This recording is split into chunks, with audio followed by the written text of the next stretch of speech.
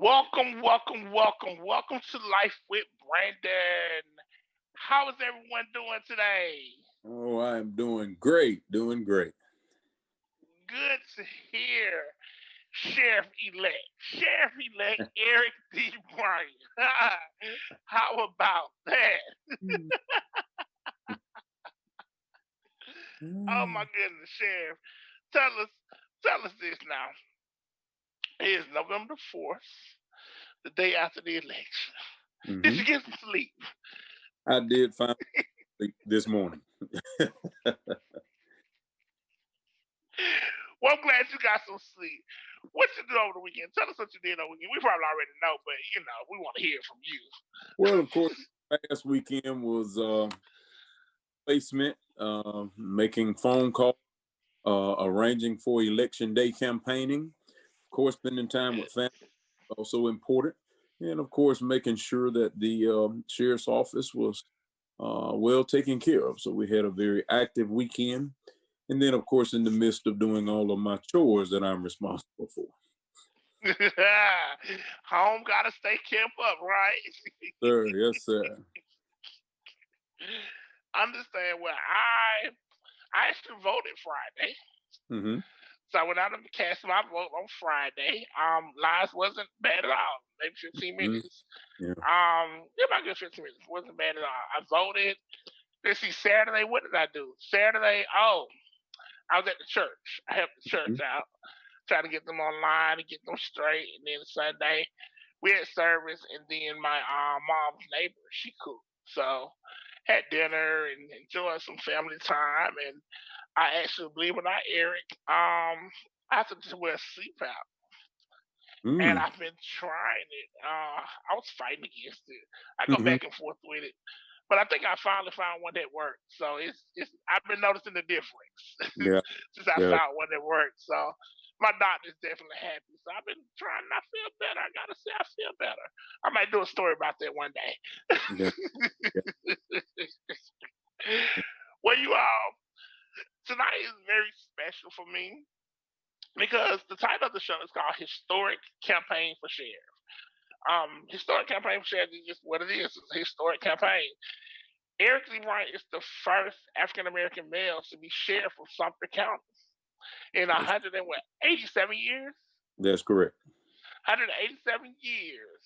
He is the first African American male. So it means something to me. Glad I can see and be a part of history, have a chance to do an exclusive interview with you and to hear your side of the story, your plans for the county.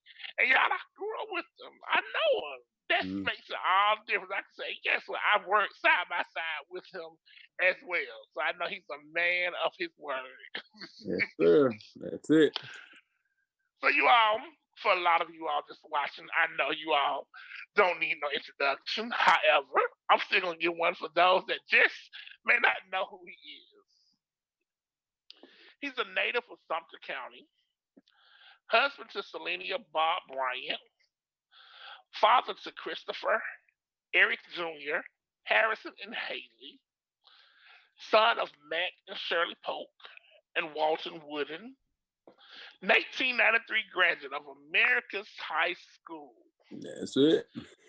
United States Marine Corps Reserve. Eric, what don't you do? And former, no, I'm sorry, a member of the Lebanon Baptist Church. Mm-hmm. And Yeah. is it still up under Reverend Jose Waters? Yes. Yes, it is. Wow. Yes. Remember Reverend Yeah. Jose Waters. And former chief deputy of Sumter County Sheriff. Mm-hmm. You all help me welcome Sheriff elect Eric D. Bryant. Yeah. All right. All right. All right. Oh my goodness. So for you all that don't know, last night I had the extreme honor and pleasure and privilege to be at your home during the watch party. Yeah. We did behind the scenes footage, we got interviews, and those are coming. They're in production now, getting edited. And oh my God, it was amazing. Thank you for opening up your home to me and to my crew. Film your mother, your mother-in-law, your wife, you. Just get pictures of everything. And that interview with Miss Dot Smith, thank you. That was Yes, so special. yes, Thank you, Miss Dot Smith. That was special. She made it through. She said, "I'm gonna try." She made it through. great. So thank you, Miss Dot. So we're gonna get into the meat of things. We know people want to know what is Eric gonna do with the county. He takes the position on January the 1st, 2021. Hmm. So they want to know what is his plan. So we got some questions for him tonight, you all. And we're going to start out with the first question. What is your view on Black Lives Matter? And how do you take that in terms of your sheriff title in the community? Gotcha. Well, of course, Black Lives Matters is a very important and I feel great organization, re-emphasizing the importance of Black lives when it comes to interaction with law enforcement. Of course, Mm-hmm. the organization works hard at trying to reestablish a better relationship between law enforcement and the Black community.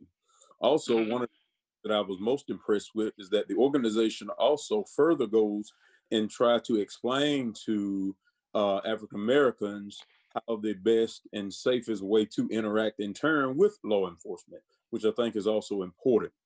But one of the things that we'll do, of course, come January 1 is to ensure that all of our officers are properly trained with social skills, people skills, also well trained in diversity on how to deal with people, how to understand their language, their body language, better accept why they may be upset or angry, because a lot of times you never know what they may have experienced with law enforcement. So we're going to ensure that True. staff are trained to be able to accept me for who I am, how I am, and regardless of what color I am, to make sure that those officers are able to adjust accordingly without automatically assuming that because it's an African American that they are going to cause us harm. One of the things that I can say, being in a South Georgia community, is that we Mm-hmm. have a strong relationship with our African American community, along with all races in our community. But there's always room for improvement because a lot of times you never know what someone may be going through as to why they may react the way they react. So, of Yeah. course, investing in ensuring training and putting officers in situations where they would have to adjust to better understand. And what I mean by that is mandatory attending certain functions, certain locations, hosting certain events so that you're comfortable with all races of people, all genders of people, regardless of their background. And I think that's also important as well, because sometimes you hear about different things, you may see I do things differently. But once you, as a law enforcement officer, interact with me, spend time with me, I think that'll also strengthen the skills of law enforcement officers interacting with African American community. Yes, sir. Yes, Mhm. sir. Okay. Awesome plans. Now, part of my next question, you answered it. How do you plan to connect and empower and inspire individuals in your community? Mhm. So can you go just a little bit detail? Some of that you answered in the previous answer. Yeah. Just expound a little bit more for me. Exactly. And one of the things that you always see in public safety is that, especially at the sheriff's office, you want to continue to promote and encourage community involvement in whatever aspect that may be. Because one of the things that's important, and I re-emphasize to the members of the Sumter County Sheriff's Office, if it had not been for the public, if it's not for the public, there would be no need for us. So therefore, we have to make sure that we put forth an extra effort in connecting with our community through neighborhood watch programs, other safety programs that we sponsor at the sheriff's office, interacting with our civic groups and organizations, being participants and attendees at these functions, and even further than that, sitting on some of these what I would call recommendation boards, some different things in the community, so that the voice of law enforcement is heard, and it gives us an audience to hear what the community is saying. A lot of times, we may not interact with a neighborhood or a community unless there is a call. Why not take that initiative and follow up with that Hmm. neighborhood and that community before the call comes in? Comes in. Establish a relationship. And one of the things that's important Every deputy within the Sumter County Sheriff's Office has a cell phone. That phone is paid by the taxpayer. So why not allow your community to be able to reach you directly if there's a concern, if there is something where law enforcement is needed, or if they just want to share some information? I think that is important. So those are the different types of things that we're going to enhance and expand upon, because we have many programs like that already in place. But we're just going to enhance and fine tune those programs. And then to justify, not justify, but ensure that we are doing those things, we're going to maintain a log so that we'll know who those people are in those communities. Who is that neighbor in that third house on the left? And those types of things. And with those programs, we Mm, can now expand on keep in check on small children, elderly residents in different neighborhoods and different communities, or you may find a county road where there's only one home where an elderly person may live. Now may they live. have at least a son or daughter within the Sumter Sheriff's Office that they have access to or can reach out. And those are the things that we're looking forward to implementing and expanding here at the Sumter County Sheriff's Office. Okay, awesome. And Sheriff, I want to take a minute out to say hello to Tamara. Tamara Coley, thank you for watching and joining us. Thank you, Miss Esther, for watching. Miss Helen, thank you for watching as well. Um, good answer, Eric. I'm ready to see that. That is amazing. That is great. So now that excuse me, are we going to see more African American officers on the streets now that you're in this position? One of the things that we do have vacancies here at the Sumter Sheriff's Office, every law enforcement agency in the United States. One of the things that we will be implementing is a stronger recruitment plan so that we Okay. can build a diverse organization. We can build a diverse organization so that we have African American employees, Hispanic employees, employees on each shift working in different divisions to better interact with the community in which we police. It has been proven over and over again that a lot of times relationships is all about someone that looks like me, someone that sounds like me. And I think in order to keep officers safe and to get a community that trusts us more, it's important to have a diverse shift of individuals so that they get that area of comfortability. Because a lot of times Comfortability. they find it simply because nobody got out of that patrol car looks like me or sounds like me or even speak my same language. I can tell you that we already have African American employees in different divisions of the Sumter County Sheriff's Office. We have Hispanic employees within different areas of the Sheriff's Office, also bilingual employees that can speak both English and Spanish.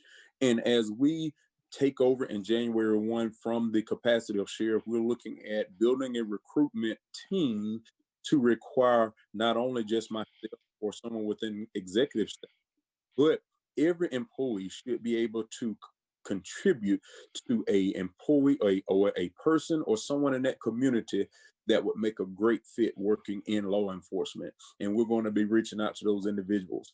We will be doing this by way of local media, of course, social media, word of mouth, internet does a lot, but just trying encourage more African Americans as well as Hispanics and white Americans to participate in law enforcement. We find that because of there's such a negative feeling about law enforcement now, people are shying away, and of course, it's not the most highest paying job out there on the market as well. But in our recruitment piece, we're going to be looking for someone that is going to be committed, make a difference. Once you come to apply at the Sumter County Sheriff's Office, if salary is the biggest thing or biggest concern or factor to decide whether or not you want to work in law enforcement, then that means the conversation just ended, because I'm looking for individuals that's going to be committed to making a difference in our community and serving and protecting this community as well. So those are the things that we'll definitely be building upon and expanding upon to more to bring more involvement from the African American community into law enforcement here in Sumter County. All right. Erica, hello, Erica. Thank you for watching. She said, congratulations, Eric. You deserve it. Thank you Thanks, so much. Erica. Now, what is the pandemic's impact on your community and regarding your county? How is the pandemic this impact Sumter County and the community for you? Well, of course, law enforcement changed during the pandemic, the way we respond, the protective equipment that we have to ensure that our employees all are well equipped with when they're out responding to calls. Of course, we still have to respond. We're not restricting calls, but at the same time, we want to be sure to keep our employees safe as well as keep the community safe. One of the things that we've seen an increase of, unfortunately, is funeral escorts, but also at the same time, we've done a lot more of events such as birthday escorts, retirement escorts, things of that nature to encourage people to social distance, not gather up in large groups. So those events have helped from that aspect of making sure that we control the spread of this virus during the pandemic. Of course, from the jail side of the building, people thought that, well, the pandemic is going on, I can commit crime. Well, we also put something in place for that. We have jail cells name pandemic. We have jail cells name coronavirus, because one of the things that people are going to understand, if they break the laws and it constitutes going to jail, the jail is open and ready to receive. We have things in place within our detention facility to keep those detainees separated and safe so that they don't get anybody else sick if they come into the facility with symptoms. When you talk about, of course, we're responsible for the courthouse. Of course, we're limited on people that can come in and out. Unfortunately, courts have slowly started picking back up. So that does create a backlog in people having their day in court to be found guilty or innocent. And also when it comes down to transferring people to other facilities, state prisons or detention centers, things of that nature, that has slowed up because of this pandemic. So we've had to change the way we do that. But with that being said, we're still able to provide public safety, service, and protection to our community to ensure that people are safe. And of course, our employees as well, by way of protective gears and things of that nature that we issue them. And also, we don't just keep them there for our use. If we have citizens that come or interact with a citizen that doesn't have a mask, or maybe they're running low on masks, we have programs here in Sumter County where we can help those residents as well. Oh wow. Good to know. Mm. You've already been walking in this position. You know, when I interview people and I asked them what did they expect to see change, and they was like, really nothing. He's already walked in the position. He was the guy to go to before you was already in the position. So to hear what you're saying and what you're already doing before you went into this position, it makes my heart smile. I'm glad to hear that. Yes. And hear that. Hey, Miss Tammy Orange William, and hey, Miss Johnny Vaughn, how you doing? They online watching. Thanks for All watching. right. All right. In a world where there are two types of bosses, are you the boss that sits on the sideline and give commands, or you don't mind getting your hands dirty a little bit when the team needs Well, I can definitely say I'm a boss man that's going to be right there beside my team. We definitely don't dirty. I'm a firm believer as the sheriff. I would not ask anyone to do something that I won't do myself or cannot do myself. You can ask my staff now. I'm subject to arrive at a call before they get there or take a call that they may have been dispatched to. I think that is extremely important to keep the morale strong within an organization, to have a boss or a supervisor, if you will, that's willing to do just the same thing that they're willing to do, regardless of whether it's a rainy day or a sunny day. One of the things that you. I've been Yes. able to accomplish being in law enforcement administration for this period of time, we know how to get our hands dirty and ready for an interview all within the same 5 minutes, because you have to always be prepared. And we always look forward to working with our employees, because then it gives me a direct view of what employees go through, what they need, what they deal with when they're out in the public, and that also allows me to build a stronger working relationship with our governing bodies and our senior staff as to what the needs are of our employees that we hold high standards to in Standards. serving and protecting this community. So we definitely a hands-on supervisor, and we'll continue to be such as well as we continue to serve the people here in Suffolk. Yes, sir. Now, in neighborhoods where police and sheriffs are usually not on receipt, the welcoming mat is not laid out. How do you plan on changing the mindset of people who say snitch or other terms along those Well, lines? one of the things that we will do, and we've always done, is first of all remove the word snitch. I think that that's a word that has stigma to it that gives negativity anyway. What we're going to do and continue to do is have conversations with the community. We're going to still have small talks. We're going to be able to just say hello and thank you or good evening, good morning, things of that nature, having conversation. And what we found and what I've found in the years of working in law enforcement, those conversations are what establishes those relationships. And then we're also going to be respectful of those surrounding. We're not going to knock on one's door and ask them for certain information relating to their neighbors because they live beside those individuals.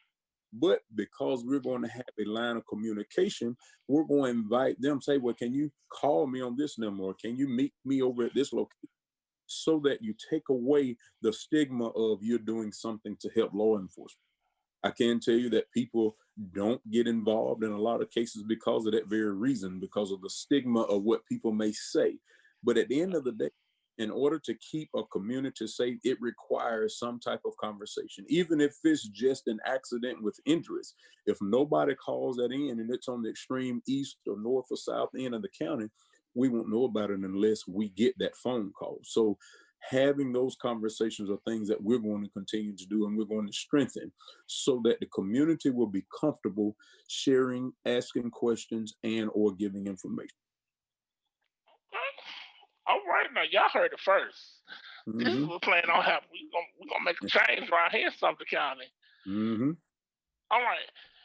For members that are part of the LGBT community, domestic relationships are on the rise.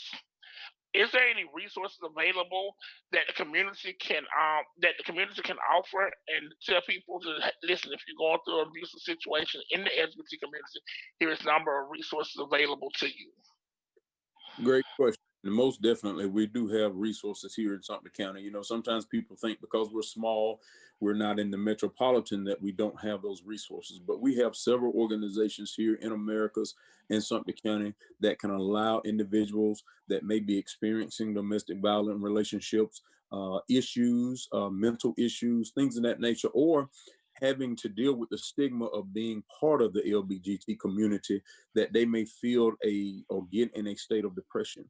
Those organizations are here. They're very active. A lot of times they're small in number, but one of the things that I find that those small organizations can be just as powerful and just as instrumental in the life of someone that's needing help or hurting than any other organization. But we do have those resources available here. And one of the things that we're going to do through our Facebook page, our recently added to our Sheriff's Office app, is push those organizations' contact information.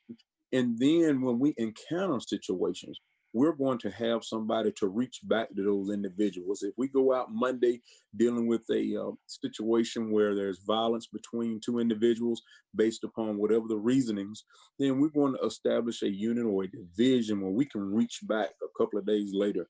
Hey, I was just following up on this report in regards to the incident that occurred a couple of days ago. See how things are going. Anything that we can do for you as a law enforcement agency. Those are the things that we're going to see that'll start happening at the Sumter County Sheriff's Office so that those individuals that are in need of help or assistance or just someone to talk to know that we have those resources available right here in Sumter County as well. Wow. And you know what? Follow up is always important. I Yeah. think you get more with the follow up, Mhm. and that's a lot people, even just in the professional world. Correct. Following up with clients from previous business transactions, Yeah. following up makes a world of a difference. Yeah. So that's good. Even with the situational call you respond to, following up to see how those individuals are doing makes a world Correct. of difference. Feel important. Feel safe. Like, oh, you know what? My little situation actually matters. Somebody did care. That does Yeah. make a difference. And a lot of times you find that people in those situations, they may not tell you the whole story initially anyway, due to trauma, embarrassment, or they just don't want you to know. So one of the things in the diversity training is that we're going to be able to better accept those individuals for who they are, the lifestyle they choose, or how they may look, so that they'll know that if there's something that needs to be made known to law enforcement, we'll be able to do that. And then we have a victims advocates division within our court services that reaches back out. We'll have support staff individuals that can help with that to let people know your concern is our concern. One of the things that you find is that a lot of times backlogs, heavy caseloads, things of that nature, individuals sometimes feel like nobody cares, which in turn leads to other problems and create more problems. So what we're wanting to do is be more proactive on the early end of those situations so that in an event that there is a need, there is somewhere someone needs to go or some resources they need to have access to, they'll be comfortable in contacting their sheriff's office here in Sumter County. Okay, great, great. Miss Shirlene Tullis Williams, hey. Congratulations, Sheriff Bryant. You are definitely the man for the job. Well deserved. Thank, thank you. Yes. Thank you for watching, Miss Shirlene Tullis. Thank you. All right. So now one of the questions I'm sure you've probably been answering most, if not all, of your interviews or random questions on the streets. Um, Over the years, there has been many studies and polls that have talked about gun control. Mm-hmm. 57% of Americans say they are opposed banning semi-automatic guns, Mm-hmm. while 40% say they favor a ban. Mm-hmm. What is your stance on gun control here in Sumter County?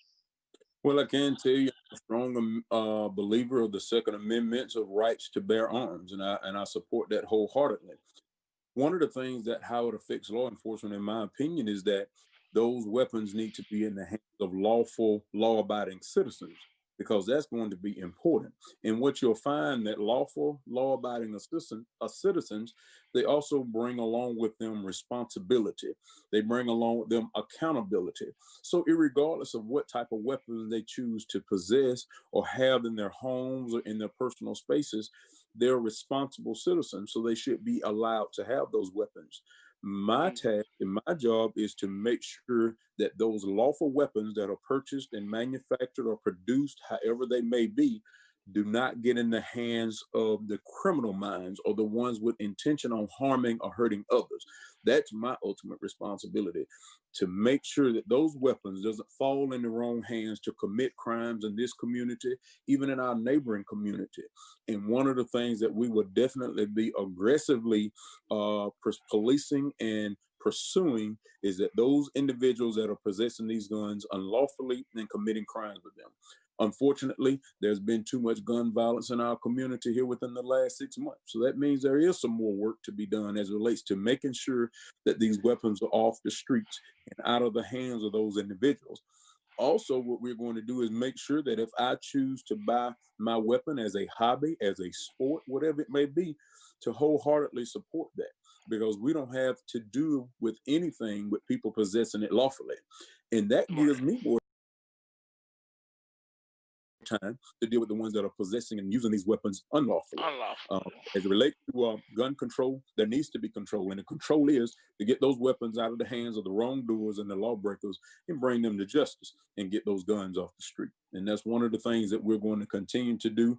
We've already partnered with our local law enforcement agencies, our state and federal partners. We have a strong relationship, and we're going to get even stronger because we are coming after the ones that are possessing these guns unlawfully and committing crimes. Yes. And I just want to take a minute pause. Miss Sharon Smith said, thank you for watching. She said, love you both. Right. We love you too, Miss Sharon. Oh my goodness. Yep. And for you all who don't know the story, Miss Sharon Smith Johnson is the mother of my donor, of my donor, my transplant donor. She's the mother of Jody. I have his kidney. Doing transplant. I was when he get a little emotional about that. When he was passed away in the line of duty, I was the one to receive his kidney. So me and Miss Sharon, we always been in contact, and I need to come and see her, spend some time with her, especially before we go back into lockdown again with COVID if the numbers keep rising. But thank you for watching, Miss Sharon. I love you. Oh my goodness. So Eric, tell us about the people that have questions about trying to apply for a license to carry. You know, there's rumors that say, hey, if you have a felony, if you've done this, you've done that, you can't get it. Some people are like, hey, if you've done your time, you can get it. What are the rules about applying for a permit to carry? Gotcha. Well, of course, first of all, here in Sumter County, That application process is done within our probate court's office. There's an application process you fill out. There's a fingerprint process, and of course, there's a fee that goes along with that. Processing of the application takes anywhere from a week to 2 weeks. And what that does, it gives not only the court system, but law enforcement agency, my office, an opportunity to do a proper background check to ensure that that individual can or cannot possess a weapon or even be eligible for a carry license. One of the things that my office is in charge with is to ensure that no one is on active probation or parole and or has been convicted of certain crimes as it relates to being able to possess a weapon. And those types of crimes are, of course, serious felonies crimes or any crimes that you've been adjudicated on, meaning found guilty or admitted guilt as it relates to possessing a weapon and not even having a weapon, but any of those crimes that you've been found guilty of or you pled to as relates to harming others, that could make you not see a firearm as well. And one of the things that the courts also do is look at whether or not there's any indication of any mental diagnosis of individuals, whether or not they should be eligible to apply for a carry permit. So between the office of the probate court's office and the sheriff's office, those are some of the screening things that we go through to ensure that one lawfully can. I can tell you that a lot of times people feel like, well, if I've been convicted of a crime, I can't get a carry permit. Well, that is not true. It depends on what type of crime you've been convicted of. And those are the things that's actually found out once the application process is done by completing a background check and, of course, law enforcement doing a criminal background check to make sure one is eligible to possess and or apply for a carry permit.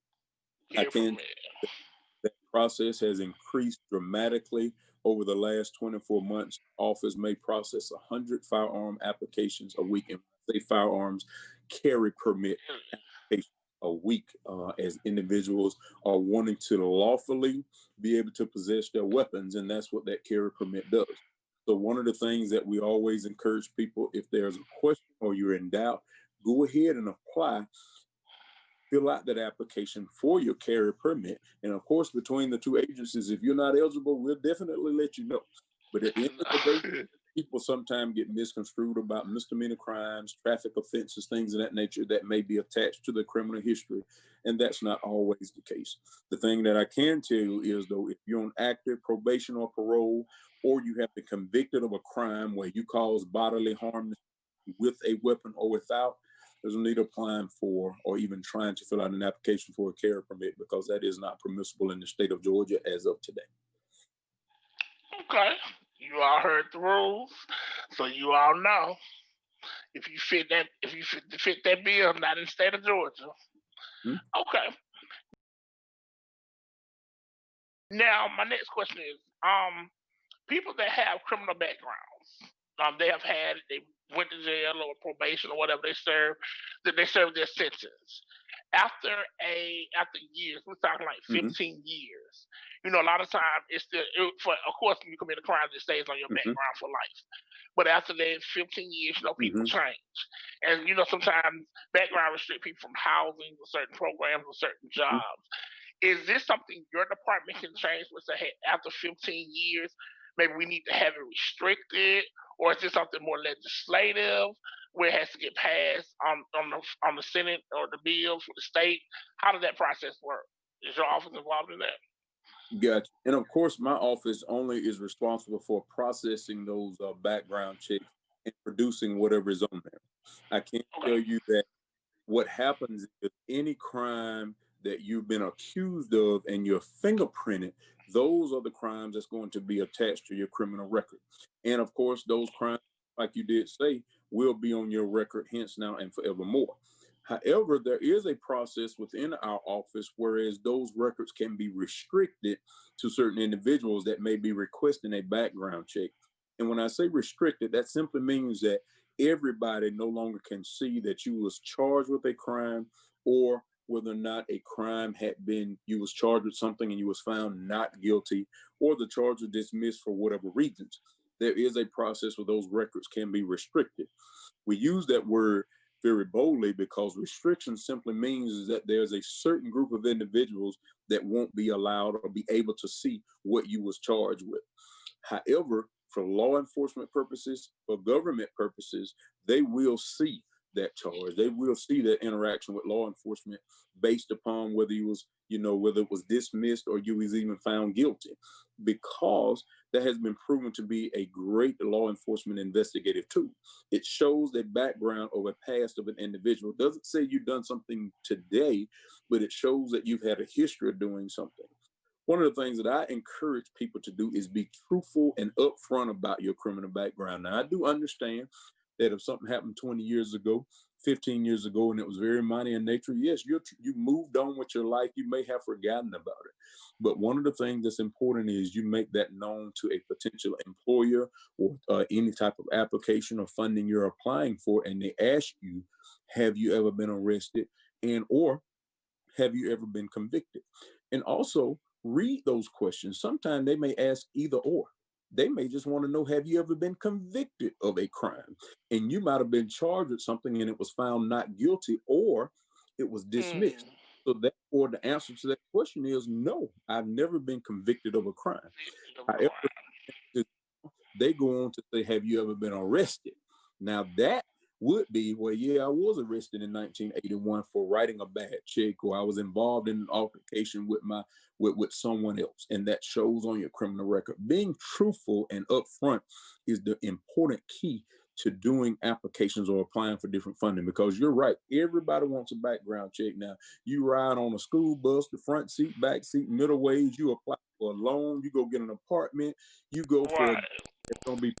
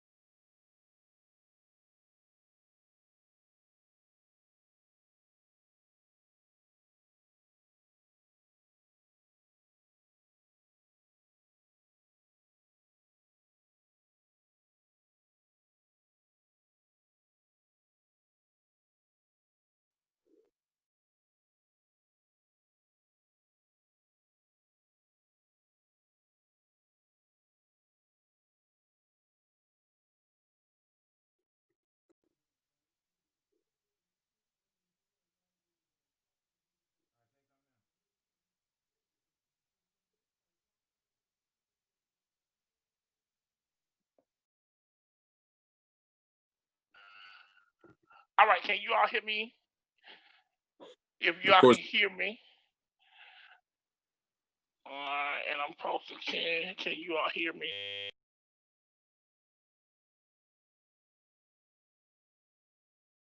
No.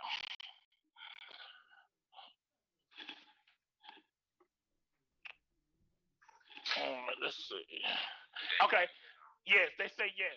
Okay. Tamara say yes. Okay. All right. Tamara says yes. Make sure you two. Can you hear? Can you hear me? Hear me now? Okay. Oh yeah. Everybody saying yes. Okay. All right. We're good. Thank you. All right.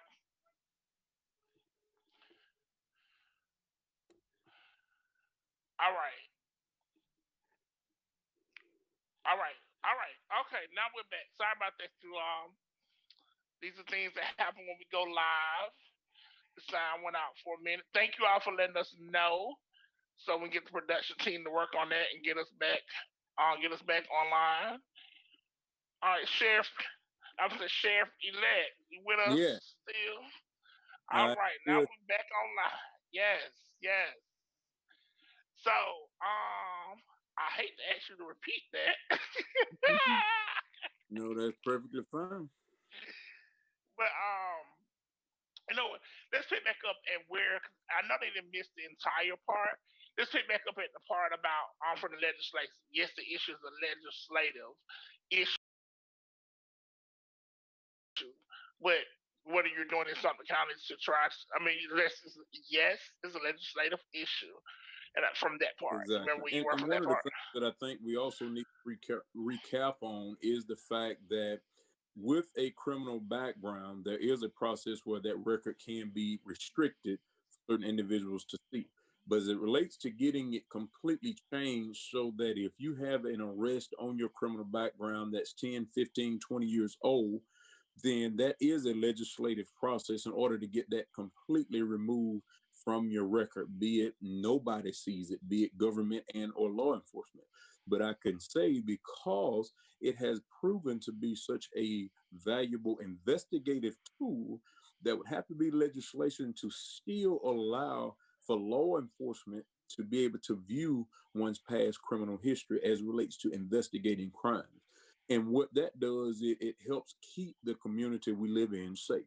However, it is still doable. However, it's going to be something that would have to be done through a legislative process in Atlanta as it relates to laws to have to be changed and adjusted and modified so that everybody could benefit from it, meaning that law enforcement can benefit from it as well as the private citizen that might have had an arrest on their record 15, 20 years ago. You benefit from it. Awesome, awesome, awesome. Oh my goodness. So tell us now. One of the questions that was asked is, what is something that you personally that you have set aside that you personally would like to see happen within the sheriff department? You know, I know we talked about many things, but like something personal that you like. If I really can make this happen, it'll be a proud moment or milestone for you. Well, one of those things would be probably some permanent or scheduled social event for law enforcement personnel within the sheriff's office, support staff, and their families. One of the things that we always promote within the sheriff's office is that we are a family. We tell each other we're our daytime Monday through Friday brothers and sisters, but we never really interact with one another on a social basis. And one of the things that's personal and dear to me is that I want to see a more regularly scheduled interaction event to allow officers, employees, and their families to come together and just have a good time. Be it a softball game, be it somebody's cooking or we're having food catered, but just interact Mm, with one another because a lot of times working in public safety in such a small community, it's difficult for me to let my hair down because I don't want to be perceived different or I don't want people to look down on me because I may dance a certain way or I may like certain types of music. So, what right. better place is to bring law enforcement together and allow them to socialize, interact with one another, get to know each other. A lot of times you'll find that I didn't even know that you lived on this street, or this was your husband, or this was your wife. I didn't know these were your children. They're in my class. And one of the things that's just personal and dear to me is we already do that, but I want to see it more regularly scheduled so that employees will know that, hey, every spring Saturday, we're going to have family day, or every Thanksgiving a week before, we're going to have a family law enforcement dinner together with one another and our families. And that's something that we will see within the Sumter County Sheriff's Office in the upcoming year. And I look forward to that because, again, a lot of times, you look at these men and women that serve at the Sumter County Sheriff's Office, they spend more time with their coworkers awake than they do with their family. So they go home to their family. It's dinner time, it's bedtime, and it's time to come back to the sheriff's office again. So what we're wanting to do, we already see each other more than we see our family. So what better way to bring that unit together? Your family, our family, my family, and we can have a good time in doing that. And one of the things that we have a community that's been very supportive ideas of such that'll be willing to help by way of donating resources, donating funds, donating supplies or tools, even entertainment to have events. We're actually excited about that. And again, that's something that's real personal and dear to me, and we look forward to it. Okay, awesome, awesome. Yes, because working, and if I'm not mistaken, do you normally work 12-hour shifts? That is correct. Deputies work 12-hour shifts, support staff 8-hour shifts. So yeah, so working 12 hours, and you're right, you spend more time at work than you do with your family, and that is something good. And like you said, that build up morale. Every company I've ever worked for in management, I always try to make sure my team felt, appreciated and welcome. Make sure the employee morale was there because it matters at the end of the day. Because essentially, you do spend more time at work than you do at home. So that is definitely something important. One more question before we get ready to wrap it up. Now, you have been a chief deputy for 15 years? That is correct. Now, some of you all, well, I didn't know. Let me say that because I just came back to Americas. But some people in Americas probably already knew. I found out you all, he still drives the bus every morning. I was like, oh my goodness, pillar of the community. Like, you have a way of reaching out to people. Like, and you drive the bus for the away games for the football team and basketball team. So I'm like, oh my goodness. Most people would do A or B. He's doing both. How do you do it? Tip, how do you do it? Well, one of the things that I do, I have a passion for young people. So when you have a passion for something, you enjoy doing it. I received a school bus driver's license my year in high school. That was an accomplishment by itself. And it was something that was so interesting and to me that I wanted to do. And even to this day, 20 plus years later, I still enjoy interacting with our young people, and you learn and you give a chance, you're given the opportunity to make a difference every morning, because you have to weigh those things as it relates to family and professional time. Well, every morning I get up at 5:30, preparing for that morning route. Well, nobody in the house is up at that time anyway. So I'm not missing any family time. But once I pick up that first kid at 6:45 in the morning, it gives me an opportunity to have a positive interaction with that kid before they go to school that day, or to answer a question. And it had gotten so bad, Brandon. I mean, I would have the little face wipes for kids. So we would do snacks, or we would help. Wow. And of course, you have to remind them, cover your mouth or don't sneeze on your seatmate, if you will. But it just gives me another opportunity, an audience with a young set of individuals that's full of energy, full of questions. And in return, I'm able to give them some positivity, encouragement, and hope. And of course, the pandemic has tremendously affected that because now I can't drive. And then on top of that, Brandon, I had a brand new school bus assigned to my route this term, and the pandemic has the brand new bus sitting on the parking lot, and I Yeah, can't it's even. sitting on the parking lot. Can't Yeah, even move it. exactly. But even with the away football games, one of the things that that partnership established was it gave law enforcement presence even when our students was outside of Sumter County. And we're looking at maintaining that program and expanding that program. And not so much that our children are fearful when they go out of town, it gives students as well as parents a sense of safety, Safety. knowing that a law enforcement personnel is right there with you and law enforcement personnel from your own community. So we definitely enjoy driving school bus. I can tell you privately and publicly, just don't tell the transportation supervisor that unfortunately I will have to turn in my keys as it relates to driving the school bus. However, we're already recruiting someone to replace me so that it doesn't Okay. put school-age children in mind, because just like many employees in our community, bus drivers are hard to come by. So one of the things that we want to ensure that those, I think 68, 69, 72 kids every morning I transport ages pre-K through fifth grade. I want to make sure Mm-hmm. on time Time. and they have a bus driver that wants to be there, that wants them there, and could tell them something positive or encouraging so that they can have a better day. And I enjoy it. It's awesome. It's awesome. It is amazing. It is amazing. And you are technically the first outside face that they see. So that makes Exactly. the world of a difference. That can make their whole day good or bad. So just to have that positive light and this spirit that I know you give when you meet everybody, they can Exactly. be like, oh wow, you can change things. If you can make adults smile, you definitely can make children smile. Yeah, yeah. Yes. Tammy Iris, thank you so much for watching. She said, thank you, Brandon and Sheriff Eric D. Bryant. Love you both. Love you back. Yes. And Miss Shirley Tullis, thank you. She said, I'm doing an awesome job. We love you. Thank you. Love you back. Oh my goodness. So Eric, the final, well, it's not even really a question. What's the final things you want people of Sumter County to know? Anything. What is it you want them to know? Say who you are. What is you got the final wrap up. I'm gonna give you the final wrap up.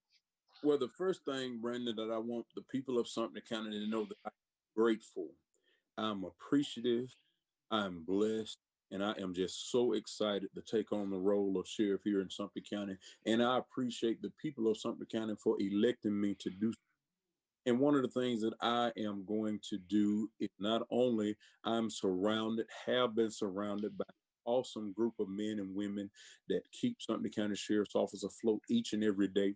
We're going to continue to build on that same body of individuals that's continue to do in their jobs every day, make them excited about being an employee of the Sumter County Sheriff's Office, make them wanting and willing to reach beyond that normal call of duty to ensure public safety. And that's what our goal is, and that's what our plan is to do. We are just grateful, we're thankful, we're blessed, and we're prayerful. One of the things that's also important in my life and in my heart is that we have to still be a community of respecting each other, treating people like we want to be treated, loving each other, irregardless. And one of the things that you'll find at the Sumter County Sheriff's Office, we're going to continue that. We are going to be firm, but we're going to be fair. We're going to serve and protect regardless of who you are, and we're going to do our jobs. But at the same time, we're going to still treat people like they're human beings. And we're just overly excited about it. We're grateful and we're ready, we're anxious, and we're looking forward to it. Oh my goodness, you all! I could not be in a better situation today, having the honor, the privilege, and the pleasure of interviewing elect Eric D. Bryant. I remember, I'm gonna just put it out there, Eric. I remember when you drove that Buick Skylark. That was a long time ago. Yes, it was. Yes, it was my very first car with two antennas on both sides, and I paid for it cash all by myself. And guess what else, Brandon? I still Well, have the bill of sale today. I still have my bill of sale. really? Yep, I still got it because that was my very first car. Wow. Yes. Him and I, so we worked at the funeral home, Barnum Funeral Home together. I think Barnum has made a lot of us in the community. Worked at Barnum, oh my goodness. And I guess it's an honest privilege to see where you have come from, how you have grown in Sumter County. Your name still have always ring. I never forget anything going on in Sumter County Sheriff's Office. Go see Eric. Go see Eric. Go see Go see Eric. So to know that you're a pillar of the community, people can reach out to, you're easy to talk to. Listen, I encourage anyone. You know, if you have an issue, need to talk to him, need a word of advice, need to be a mentor. Eric C. Bryant would definitely be the one to talk to. And if he can't help you, he can point you in the right direction who can. I know personally myself, he has helped me on a couple of endeavors. I appreciate you. Thank you so much. You all, I mean, it's time to go. I mean, I hate to end it. But that time is getting wrapped up again. Thank everyone for watching. Miss Sharon, thank you for watching. Samara, thank you for watching. She said, awesome interview. Great job, Sheriff and Brandon. Miss Sharon Johnson said, so deserving, Sheriff Ryan. Proud of you. Great. Oh my goodness. I'm enjoying the love that they're giving on you, how the community just really in support. Oh my goodness. And one of the things, Brandon, I told you, you know, we want to continue this relationship with our community. We look forward to coming back to your show. I personally want to thank all of those that you mentioned that are watching us tonight and viewing us live. And also, I invite them to reach out. Something you want to hear, something you want to talk about. Hey, you find Brandon. Brandon knows how to get me in front of a camera with the light in my face so that I can get that information to you. And we're just excited about it, and we're thankful for it as well. And I thank all of you all. Yes, yes. Like you all heard it from the sheriff's mouth now. I mean, so y'all get on it now. Get on it. Make me go put a camera in his face. Get on it. Get on it. Erica, she said, that's what you call making the most out of every opportunity. And that's exactly what he's done. He has made the most out of every opportunity. Oh my goodness. Again, thanks everyone for watching. If I missed anybody on the chat, I'm sorry. I was trying to catch it and call it out and catch it. We love you. After this interview is over, it is available on Facebook immediately to watch again. You can share it. Now, if you decide to watch it on YouTube, it's going to re-upload and be available first thing tomorrow morning. But if you want to watch it again, it will be available shortly on Facebook and you can share it out. This has been another episode of Life with Brandon. Historic campaign for sheriff. You are, he's the first African-American mayor in 187 years. Yes. To hold such position in County, Georgia. And we are just blessed and appreciative. Yes. So thanks for watching. Join us every Wednesday right here. I want to thank the Art Network. Art is the Art, which is Atlanta Radio Theater. They're the reason why we can go live and bring it out to the air. Thank you so much, Art, for allowing us to be on your network. And until next week, you all have a blessed weekend. You know what? Y'all stay warm. It got a little cold. Like, oh my goodness. I went outside today. I was like, nah, it was warm early. And it's got cold. And I don't get cold. You all be blessed. Have a great week. Until next week. Bye-bye. Take care. Thank you all.